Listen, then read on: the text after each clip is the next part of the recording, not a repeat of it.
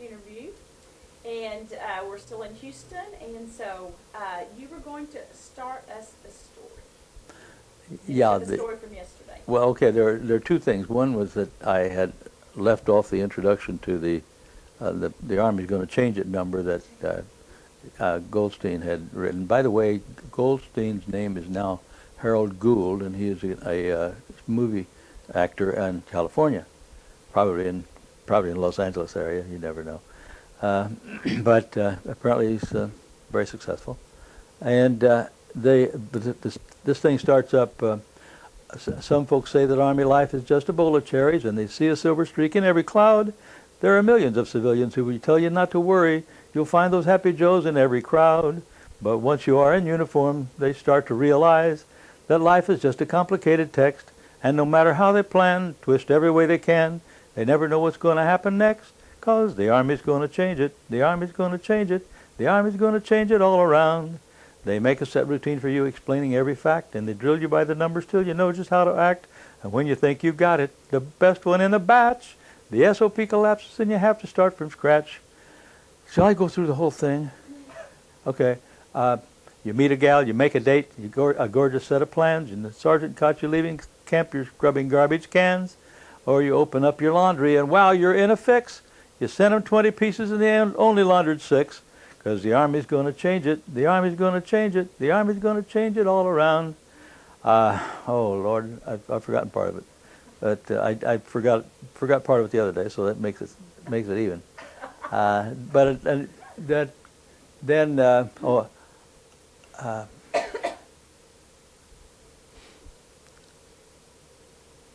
My fate was then decided. No ands or ifs or buts. I'll get out of this Army. I'll make them think I'm nuts. I pulled my hair, I chewed my nails, and went around biting people. For 2 whole days and nights I roosted on our chapel steeple. At last I took to drinking, became the local bar gent. But do you think I was discharged? Nah, they made me sergeant. 'Cause the Army's going to change it. The Army's going to change it. The Army's going to change it all around. So you better not arrange it, 'cause the Army's going to change it. The Army's going to change it all for you. And, What was Goldstein's first name? his real name was Albert Goldstein, and I guess his nom de guerre or whatever is Harold Gould. And the bit about handing out the C rations and pitch black night, and I remembered that I hadn't connected that up as I had said I would. And it turns out that the following day, they opened up the rations, and one guy had a can of condensed milk, and the other one looked in his C ration and it had some powdered chocolate in there. So they poured the powdered chocolate into the frozen condensed milk and had ice cream on the banks of the stream by Herlesheim, and that's an odd thing. It's sort of, I have difficulty piecing it out, because we were next to B Company, and presumably we were heading toward Herlesheim, and we would see these troops each day coming from Herlesheim, and some of the guys in A Company had been captured in Herlesheim. Now, how in the world they got up there? They must have gotten ahead of us somehow, and we were sitting back there trying to defend the bridge or something, and like Horatio, and it really baffles me how these guys got captured when we were still sitting back there and listening to the burp guns and the bullets cutting limbs down over our heads. That's I can't explain it. We were talking about rations, C rations, and all that. Tell us about the difference, and tell us what was included in those rations. Well, we called a heavy ration and a light ration. The heavy ration was the cheese or meat and just regular canned stuff, and the light rations contained above all a little packet of 4 or 5 cigarettes, and powdered coffee or powdered lemonade, neither of which was very palatable. the coffee especially execrable. Is that the right pronunciation of that word? And then crackers. And that was about it. It was just a little box, and it had if you needed a knife, they had a little plastic or wooden knife or something like that in it. So it was keep you alive. It wasn't the gourmet food. What kind of meat was it? You said cheese and a meat. Kind of like potted ham, and the cheese was cheese with a little bacon in it, and it's solidified, of course. What do you expect? And that's about all I remember of it. But you could always tell which was the light and which was the heavy, and sometimes the light rations came in a can also. Ordinarily they were in a box, but they were also some of them in cans. So. Were these? How much of this was given to you at one time, or did you get them every day? Oh, or every week? Or? We stored them in the well under the floor of the half track, and then whenever we had to go into an attack, we just hand them out to the troops, and they'd go. Under the floor of the half track. Tell me about that. I've never heard about that. Well, the half track was up about 26, 28 inches off the ground, and of course the wheels were under that and the axles, but between the axles there was a lot of dead space, so they just built little boxes down there to contain ammunition or food or whatever you wanted to hide there. It's kind of like, and there were also wells behind the seats, and where I put my flag case with my rifle, and the flags whatever flags we had to carry were there. So it's convenient. A lot of storage space in those things. On your flags, what kind of flags? Just the I don't know. flag? I guess probably a pennant for the battalion or something like that. The sort of useless and superfluous luggage. something was seldom unfurled, if ever.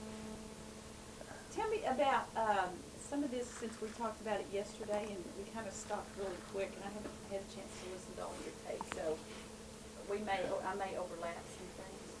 But we'd gotten through Hurlesheim, I believe, Mm-hmm. and We got to cross the Rhine River. across the Rhine River. Mm-hmm. Okay, so let's start there. And we'd gotten to the point where we we were on the Autobahn, heading east on the Autobahn, Okay. and we had stopped, and half of us got out of the half track to keep anybody from blowing up the bridge, hopefully behind them, and then the half track went on, and later on a jeep or the half track came back and took us up to the front of the column again, and it seems that seems to me that we spend an awful lot of time at the head of the darn column. That's where people, most likely to get shot. And as a matter of fact, I don't remember where, I think it was before we got to the Autobahn that we had several engagements in which we would get out and go into a town on foot. And I remember one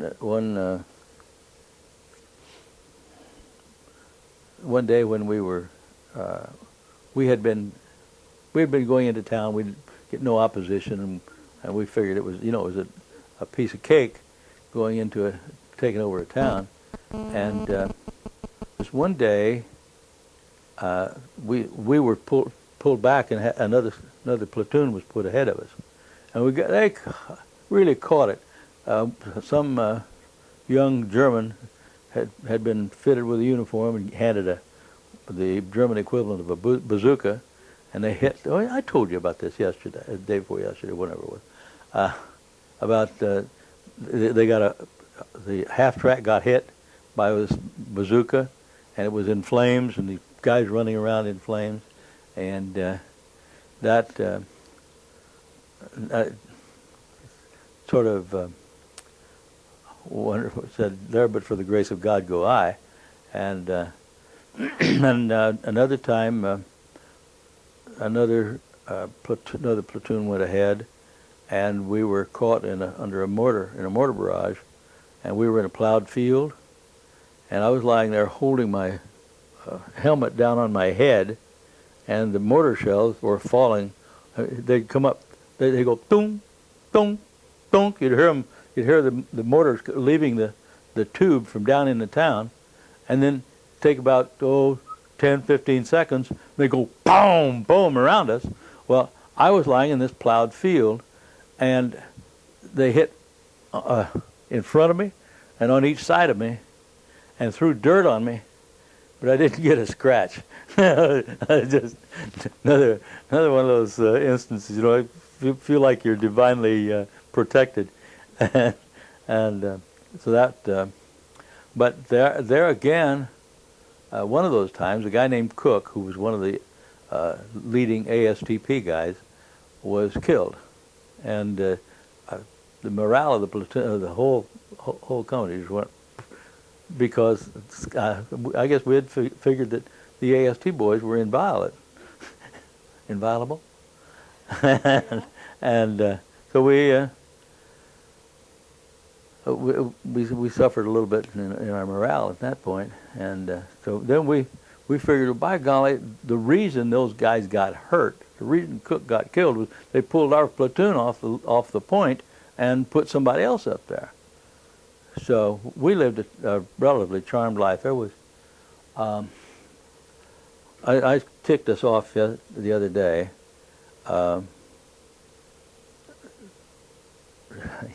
Bob Lawrence was our half-track driver. He was the guy who had got himself tangled in the stuff when everybody got drunk,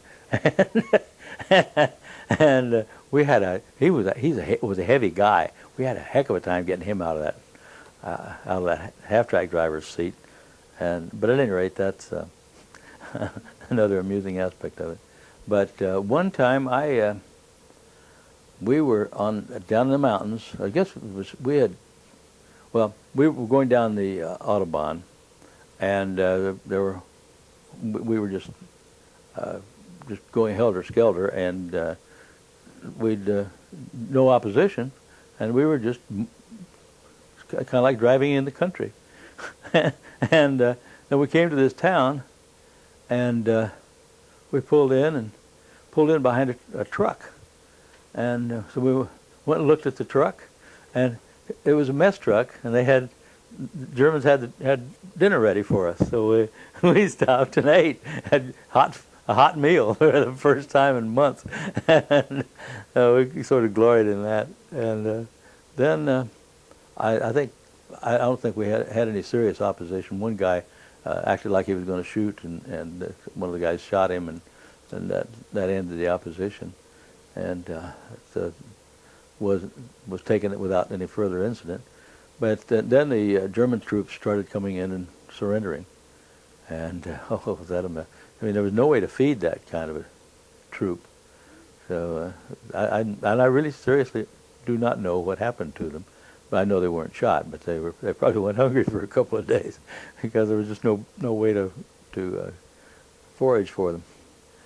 So then we were down in the Alps, and we were coming around this one corner, and there was a tank or some kind of a vehicle that was trying to remove the tank.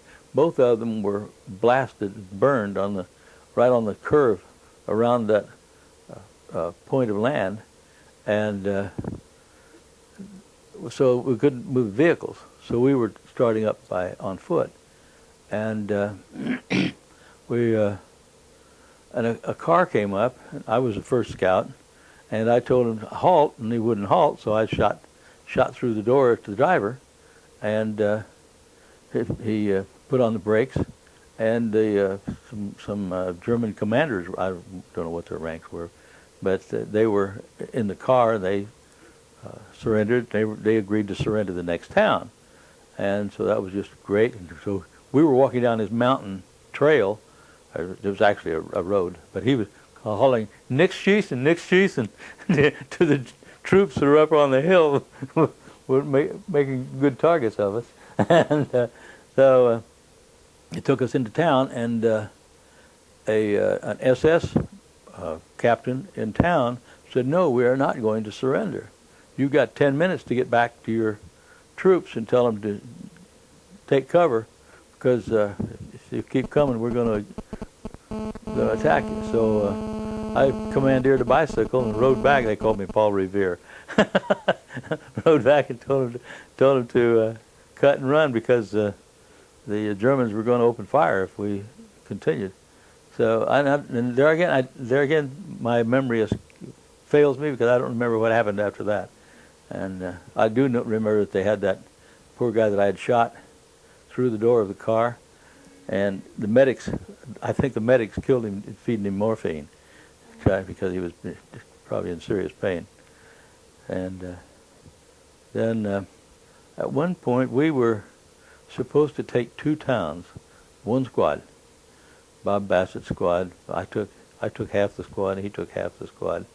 And he took a town. I don't know anything about his actions, but I got into this little town, and they greeted me not with open arms, but they said, here it is. They had a big desk covered with weapons that I mentioned the other day, and they said, well, now I had what they call them, vampire. It was some group where they had these little stashes of weapons or explosives. So I said, okay. I said, you want to show me where they are? Well, I had 6 men. And there were 6. There were 6 of those places where they had the ammunition. So we dropped one guy at each one of those and said, okay, you guys keep anybody away from it. So, and then when I got those guys all in place, here comes the rest of the company. And I'm on a bicycle again.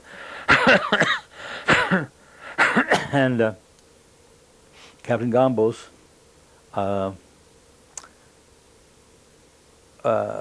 was there with the company, and he was in the front of the schoolhouse or the what do you call it, City Hall, and he said, "Shultz, where's your troops?" I said, well, I've got men out here on 6 of these ammunition dumps, and I need somebody to relieve them. He said, well, okay. He said, tell Sergeant Henson to do that, to replace them. And I said, fine, I'll do that. And he said, then when you go back, where's your company? I said, well, last I heard of it was down toward the edge of town. He said, well, be sure they set out a perimeter defense. I said, oh, Captain, for crying out loud, if they wanted to keep this town, they'd have kept it. They're darn sight easier to hold a town than it is to take one. So, but he was well, he kind of grumbled, and I just rode away. He was Captain Gambos was not a very effective soldier. He was not an effective leader at all, and there are guys who do not have high regard for him, and I am one. And I think he's the guy that made me leave my cushy company clerk's job and go out into the field as a rifleman. So there was no love lost between us. But did you speak German? Who? Me? Did you speak German? I can speak. I kind of speak German like I do Japanese. I know judo and karate and 2 other Japanese words. Who did you, when you went in and the SS soldier was there, did he speak English to the SS trooper? No, he just the colonel or general or whoever it was that I had captured spoke enough English that he could make it clear to me that my butt was not safe in that bailiwick. Anyhow, we went on down to we just stopped at this particular place, and that was our first introduction to the jet aircraft. And we thought the shell was coming in, and the airplane was going away. We'd hear the sound, and the aircraft was way beyond the sound. And excuse me, excuse me. And one of them dropped a bomb right next to our mess truck. And Sergeant Suggs, who was the same kind of a soldier that the captain was not used to anything explosive landing around him. And besides, it got mud in his coffee. He was actually that close. But he was sitting next to the mess truck with a cup of coffee in his hand, and this bomb hit, and it was a dud. Fortunately for him, because it would have been blown to smithereens. And so they put out tape like these crime scene tapes, and so we and we had to move all the mess stuff and somebody to volunteer to drive the mess truck away from where the bomb was, and finally we got some lunch. But we were near their factory where they were manufacturing the jet aircraft, and that was a real find, because the Autobahn there the median was painted green, so they had an airstrip on the Autobahn. It looked like a highway, but the center was just paint so that they could land aircraft on it, take them off. So that was a real find, and I guess that sort of spiked their jet aircraft guns and sort of put that out of action. They didn't have any place to stop them and refuel them and that sort of thing. So that was, they did strafe us a few times during the course of that, and we couldn't figure out how in the world they could strafe us before we could hear the engine. You know, aircraft weren't like that. You know, aircraft didn't fly faster than sound. Well, you know, I've seen pictures of planes parked along the Autobahn, and they look kind of like, were those jets that they parked out? Could very well have been. Could very well have been. You didn't see those, though, along the Autobahn? No. And let's see, where did we go from there? I remember going back, and that bridge that we had so carefully guarded was gone. They had blown it out, and we had to go to many, many miles of back switches getting back up to where the road was. But Well, did you cross the Danube? Or did you not go? I don't remember anything about the Danube except after the fighting was over, and we went down by Dachau. A bunch of us. John Macetic, who used to be in service company, and his brother came to visit, and those two and I and someone else went down to Vienna and to Berchtesgaden and to the Hitler's hideaway, and that's what we did was act as tourists and looked them over, but we didn't spend any time at Dachau. I just didn't have the stomach for that. I guess it has something to do with my being seasick or something. Were you, when you were up at the front of in the front, were there tanks ahead of you, or were y'all just right there on the front? There were tanks right behind us. Behind you? Yeah. We were in a Jeep. We were in a Jeep or a half-track. Usually a Jeep was the first vehicle, and then a half-track and then a tank. and the rest of it was just strung out behind us, and go. We 57 miles in one day. It was that's a pretty fantastic advance through quote enemy territory, but they were getting all kinds of rumors about Hitler being dead and Hitler kaput and that sort of stuff, and no, it's but that was essentially the end of our war, and we moved back to some town, and I have no recollection for the names of the towns. We goof off. I'd go to an office, and we got word that let's see, that they dropped a bomb on Hiroshima and Nagasaki, and then the war in Japan was over, and then I volunteered to go down to type orders to send troops. The troops with the guys with the big numbers of points to go back home, and so I sat in Marseille at the.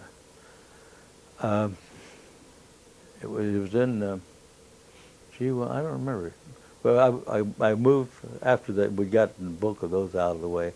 I went into G1 and was working there.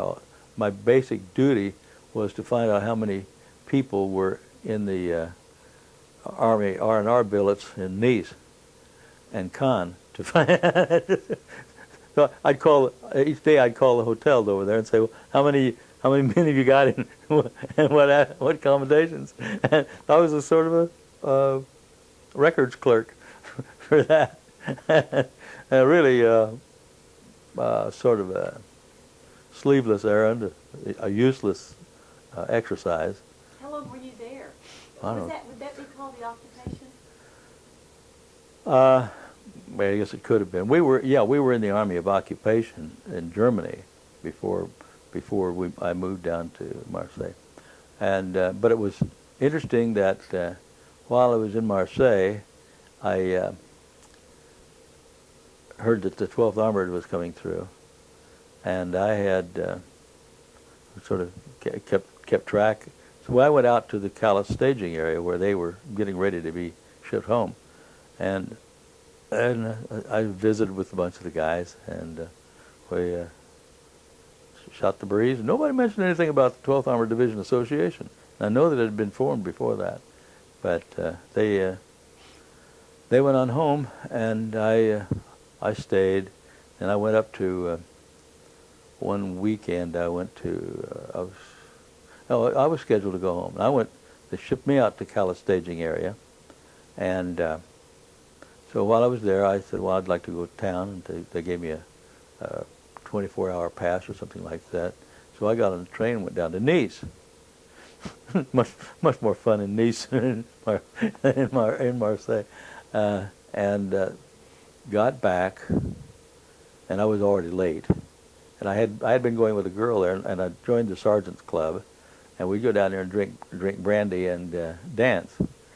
And so I got back to the sergeant's club, and I walked in, and somebody said, "Hey, Shultz, the old man wants to see you." Uh-huh. I said, "Really?" I knew I was already late. I said, "Well, why in the world would I go back at 7 o'clock in the evening when I'm going to catch the same kind of hell at 7 o'clock in the morning?" So I went on, danced, and said goodbye to the girls, and all that stuff. And then I went to that evening before the dance. I went to a casual mess. They had a transient mess, and went to this one. Had these French people serving up the food, and the one GI right, I think he was right behind me. He said to the Frenchman, "What kind of soup?" And the Frenchman says, "Bean." He says, "I don't care what it's bean. I want to know what it is now." And so that sort of foolishness went on at that time. And at any rate, I got back to the staging area at about midnight, 1 o'clock, And how in the world? I don't know whether I had a bad odor about me or something people ever recognized, because I no sooner opened the flap of the tent that we were in, and somebody said, "Shultz, the old man wants to see you." So I said, well, I hope he can wait till tomorrow. So I went to bed, went to sleep, and about 6 o'clock somebody said, "Shultz, the old man wants to see you." I said, "Okay." So finally, I got up and went to breakfast, and everybody, "Shultz, the old man wants to see you." So I went over, and the wind was blowing. That was a windy darn place. It's worse than Chicago, and had these big doors, and I had to force the darn door open. And when it closed, it sort of catapulted me into the room, and the captain says, "Shultz, I've been looking for you." And I said, "Here I am."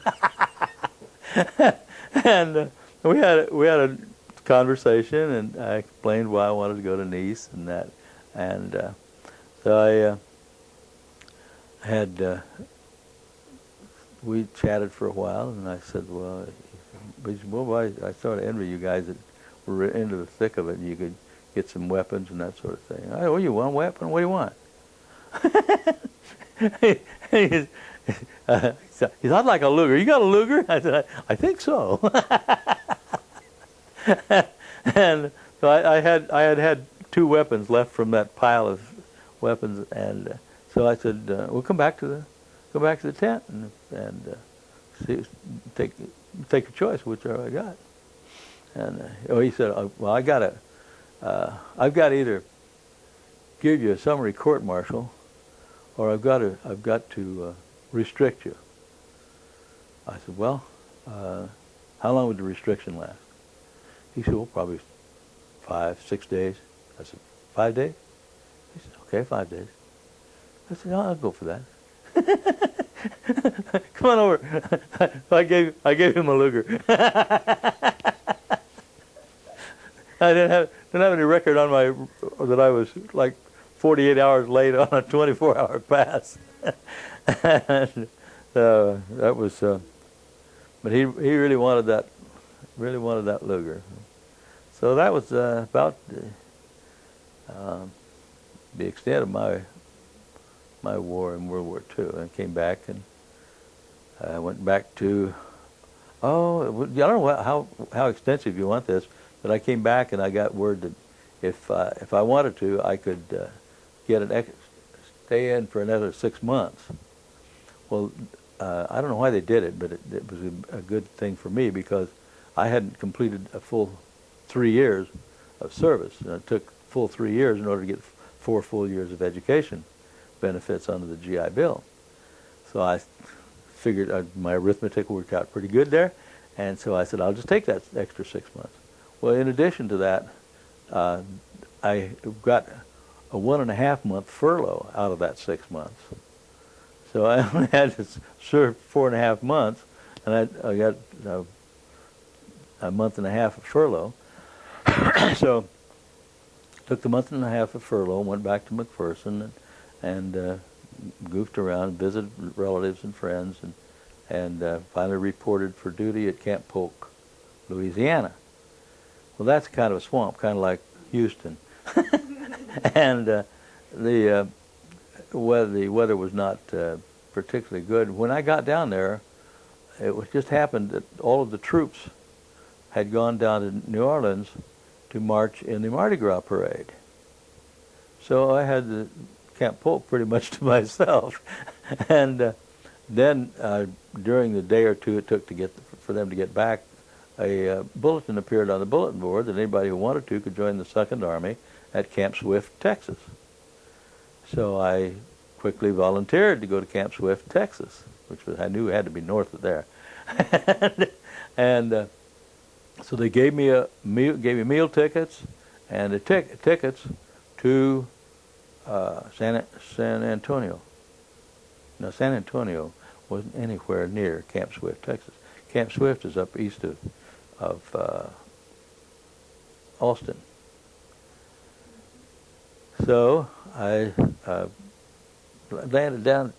I was going down into East Texas, and stopped at, and had a meal ticket. So I went into a restaurant and ordered bacon and eggs at breakfast time, and there was the bacon, there was the eggs, and there was some white stuff.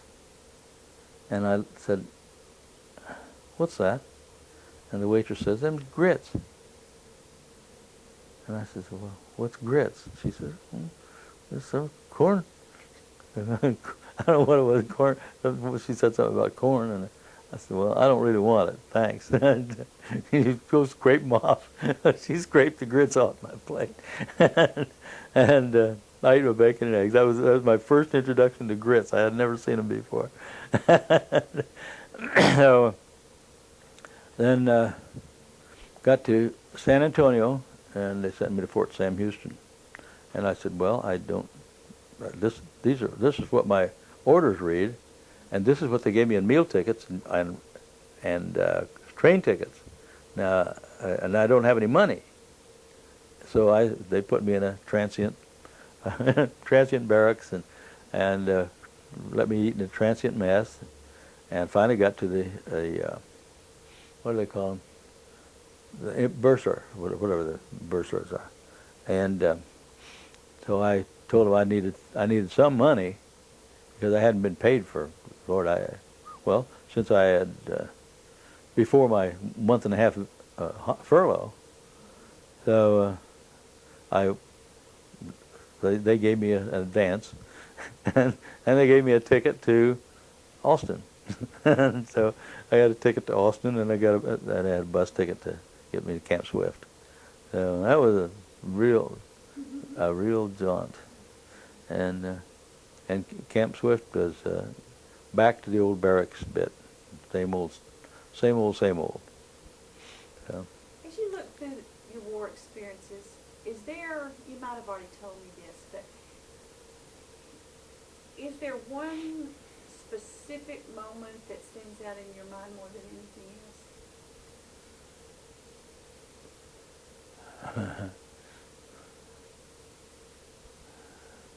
Well, no, I would say probably that having that rifle butt explode right over my head was sort of makes a man think.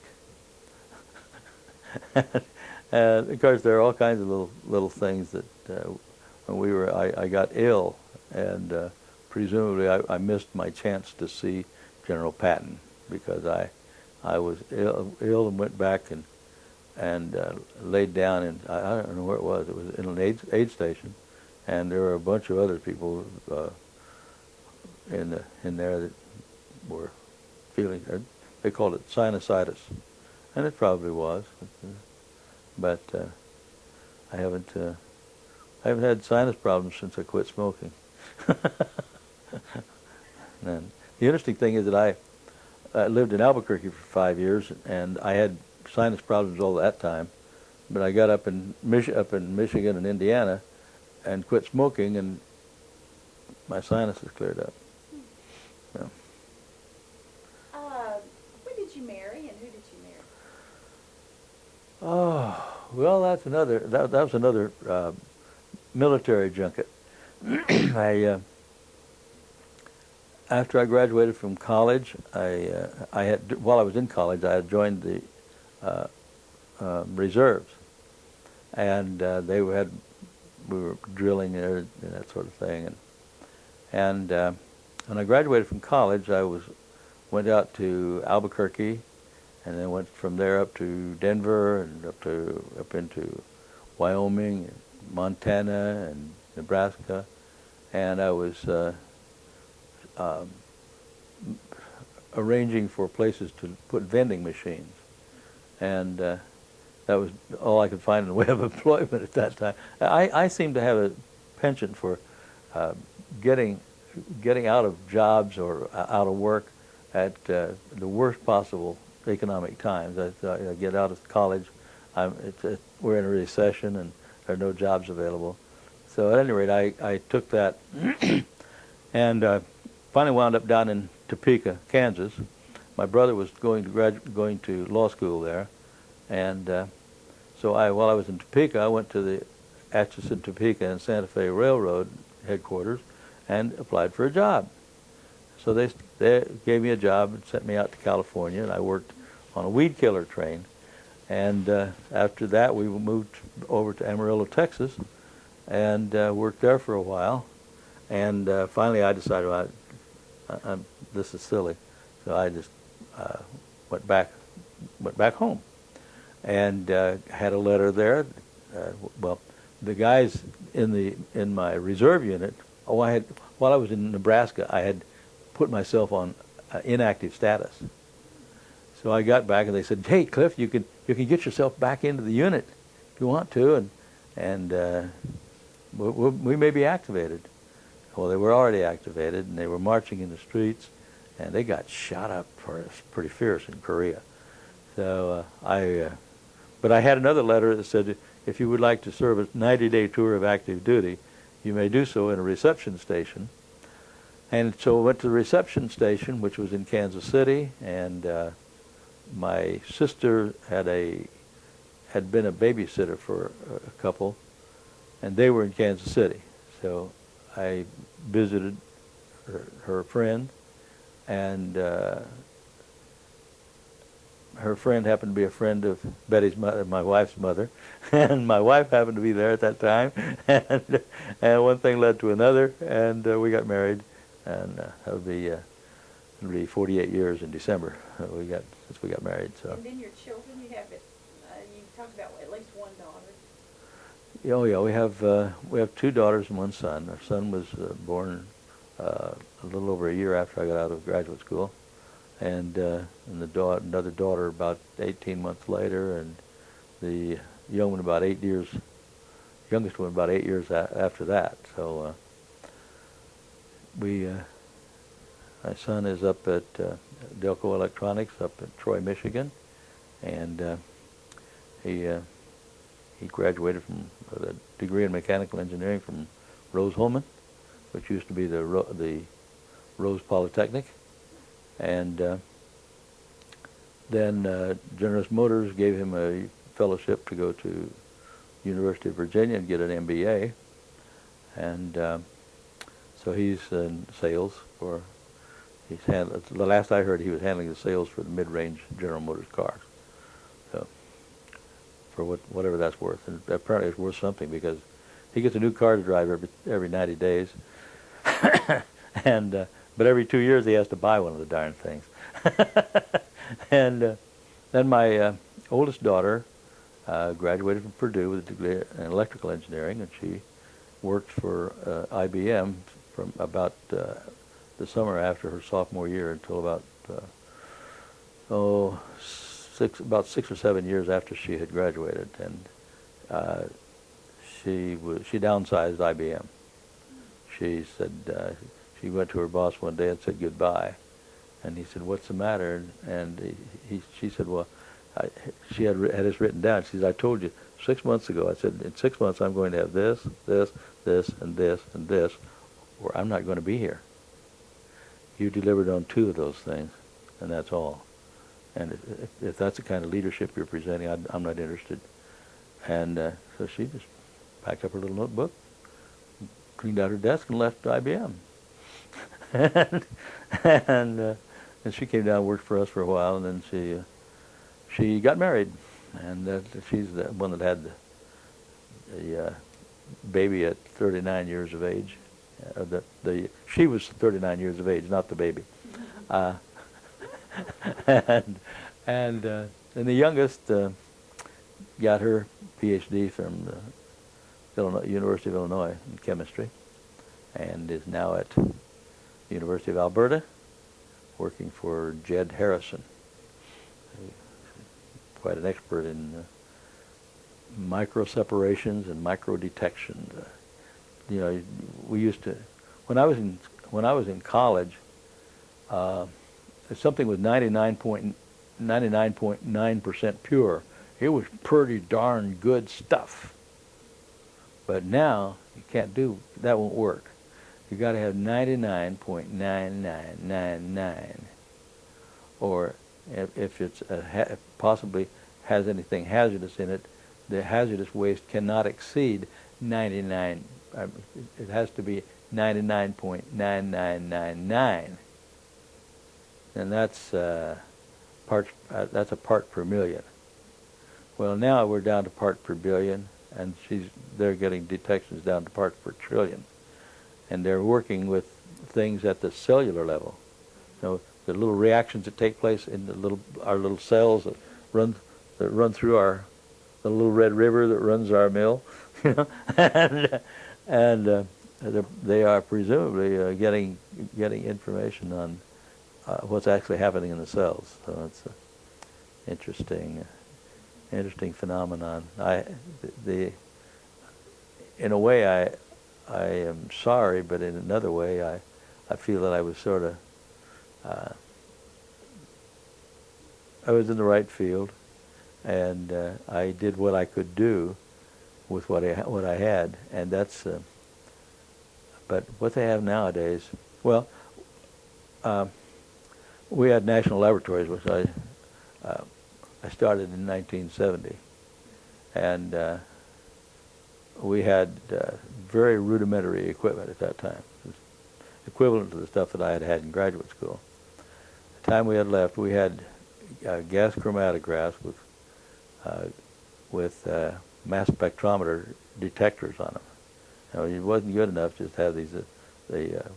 When I was I worked at Michigan Chemical right after I got out of graduate school, and one of the guys that worked for me was a student at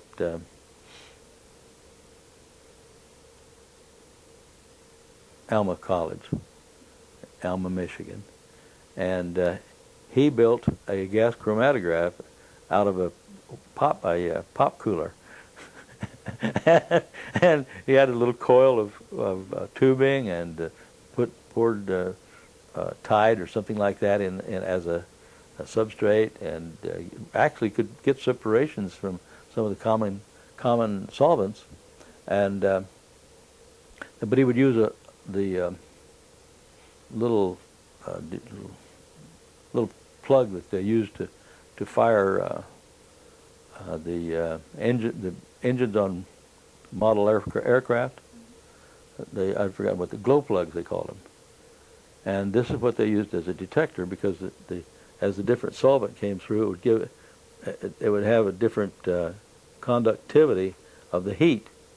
So it's the heat differential that we would pick up as, and we thought that was pretty great stuff, you know. But nowadays you got to have a mass spectrometer.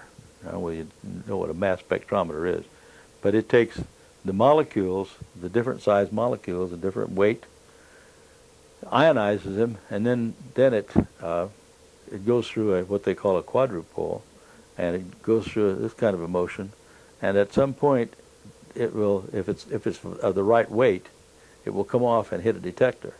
If it's not the right weight, it'll miss. So they run through they scan through these weights, and they get the amount of each one at that. So that's pretty sophisticated. We had gas chromatographs with mass spectrometer detectors. We had flame ionization detectors, or thermal conductivity detectors. The whole spectrum. We had I don't know, $1 million worth of equipment, I suppose, by that time, and I couldn't use it. I became an administrator. I think I felt kind of useless. I think that was the reason I finally sold the lab. So you founded National Laboratories? Yeah, with another guy, another chemist that I knew at that time. I bought him out about 5 years late, 5 years after he started, and so it was fairly successful. Are you part of that anymore? No, Okay. I sold it out, and I didn't sell it for enough, and it's probably a big mistake for me to get out of it, because I miss it. I have a question. As you have grandchildren and you look, let's look 50, 100 years ahead from now. If you were I put on my thinking, glasses for this. okay. If you were thinking about something you would want to say or leave with your grandchildren, great-grandchildren, either about the war or about yourself, what would it be? Something that you would like for them to be left with? Tell me about your war experiences, some things you learned. Well, one of the things I have 6 patents relating to the destruction of hazardous waste, and all I do is subject them to molten aluminum, and once they're contacted with molten aluminum, they become harmless. The molten aluminum reacts with them. Just I don't know whether you've heard of sodium, people dropping sodium into water and having it explode. Well, this molten aluminum is about almost as active as sodium at room temperature, but we're up at 1350 degrees, but it's a very good reducing agent, and will pull the active elements off of a hazardous molecule. Of course, it won't change any radioactive materials. It'll still be radioactive, but it will be probably in the dross or slag, or in the metal itself. And if it's in the metal itself, well, then you keep letting it build up until you got so much that it won't remain molten anymore, and then you can let it solidify, and store it, and let it sit there and radiate. Have nice warm aluminum. Keep your feet warm if you want to. Of course, it'll burn you deeper than just the heat. I want to get. I still have as a goal to get that process accepted by the Department of Energy, because there are just mountains of hazardous materials, hazardous and radioactive materials that the DOE has to dispose of somehow, and there's just no way they can do it. But if we can char it and get it through molten aluminum, then it'll be much less volume. Fill up some caves down in New Mexico or someplace. But at any rate, that's I would like that's a goal of my own. As far as and I have another goal, and that is to learn to turn waste paper into alcohol or some kind of fuels, which are useful. And it seems silly to me to put the stuff and let the bacteria eat it, and when they're all actually it's just multiple molecules of sugar. That's what all paper amounts to, and all it needs to do is be broken down so that the sugars can ferment into alcohol. And I think there is technology out there, and I don't think it's being coordinated. I think that the Pacific Northwest Lab, Argonne Lab, the lab over in Peoria, there's a Department of Agriculture lab there. There's other Department of Agriculture labs, but I won't be just bucking the normal trend of scientific inquiry. I will be bucking Monsanto and ADM, Archer Daniels Midland, the big agribusinesses, because they want to make alcohol out of corn. Well, corn is too darned expensive to make alcohol out of. That's the reason so the government is subsidizing these people to make alcohol out of corn, and it doesn't make sense to me when they could be getting something free and they're using something at cost so that they can sell it more fertilizer or more pesticides to keep the plants alive, and it doesn't. That's But as far as my grandchildren is concerned, well, I wish there were some way to convince people that war is no really sensible way to accomplish anything. And did you see those tanks? They're right out here. I haven't been out there to see them yet. They're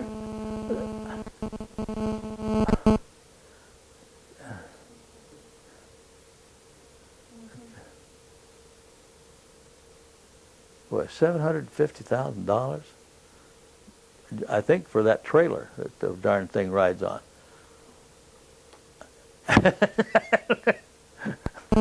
And the thing is, those trailers have multiple axles, and they have a tandem axle here and a tandem axle here, and they're articulated, and all of these changes, they can bend, they can back that trailer.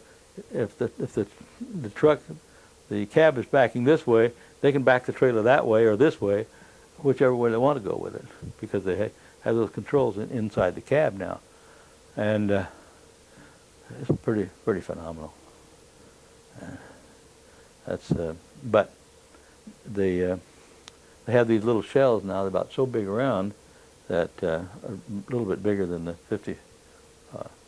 50 millimeter, and these things are supposed to be able to penetrate a tank.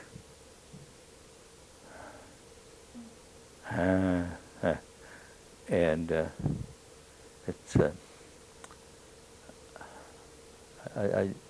I'm really staggered. I'm really staggered by it.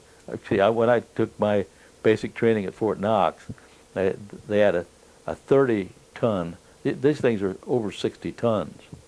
And we had a 30-ton, what I considered 30 tons of pig iron that we had to maneuver around. These guys have to handle, and there are, and that thing looks like, that they've got up there that they use as a weapon, looks like a pea shooter compared to what we had. But apparently they fired these rounds at such velocity and with such a powerful charge of explosive in the round itself that it itself will penetrate the tank hull. That's phenomenal. Was there anything I have missed? We've missed that you know of? Well, you see, what we have talked about has spanned about 51 or 52 years, and we managed to do that. and so if we have left something out, it will not be at all surprising. Okay. Well, let me think of anything else. One other question. Did the war make you a different person? Did you come home and make some changes, or are you different because of the war? Probably, but I don't know how it would differ. I remember when we were in basic training. No, this is when I was in 12th Armored. Yeah, we were down in Barclay, and they used to kind of use me as a football. I was one of the small ones in the group, and I'd put up with it. I guess that was part of it too. But I would always get my glasses broken because they were tossing one. They picked me up and tossed me from one to another, and so of course I weigh a good deal more. I tell people I weigh about 35 pounds of me that my wife isn't legally married to. And, but I used to be a cut up, and I still am. I was over at Shoney's the other evening, and I'd blown up these little things they serve their hardware in, and I blow them up and pop them. So from that standpoint, I'm fairly irrepressible, and have been most of my life. I've been don't pay too much allegiance to authority, and that was one of the reasons that Captain Gambos and I did not get along well. Incidentally, I understand that Captain Gambos put the muzzle of a pistol in his mouth and pulled the trigger and blew his brains out. So I suspect that he didn't even want to live with himself. So. And Reese, the guy who was 31 years old when he was drafted and had 4 daughters and a wife and a farm, and we kept him whole all during the war, and he died here about a year and a half ago, and he was a tobacco farmer and a tobacco user. And he was just eaten up by cancer. I wasn't any surprise. I saw him probably 3 months before he died, and he was no fun to be with at that point. But we had visited him before, and several years before, down at his little place down in North Carolina, and he had just a few rows of corn and a few rows of tobacco. He said, "Oh, being a tobacco farmer is a 25-hour-a-day job." And but I guess when it comes right down to it, there's a certain apology that can be made for the tobacco industry. It was after all, it's a natural product, and people talk about eating natural food. Well, what more natural thing to do than to chew tobacco? Now, I don't, and I never really enjoyed it very much, to tell you the truth. But and I have, but that was the sickest I've ever been. I think that's Now that is equivalent to air or seasickness. Is getting sick on tobacco. Oh, it is horrid. I did that first when I was about 3 or 4 years old, and my dad had left a plug of horseshoe tobacco, and it smells good. I bit a chunk out of that and chewed it. All things, they started swimming around, and oh boy, less than a half hour, I was deathly ill. Just I had to get better than die. But it's a natural product.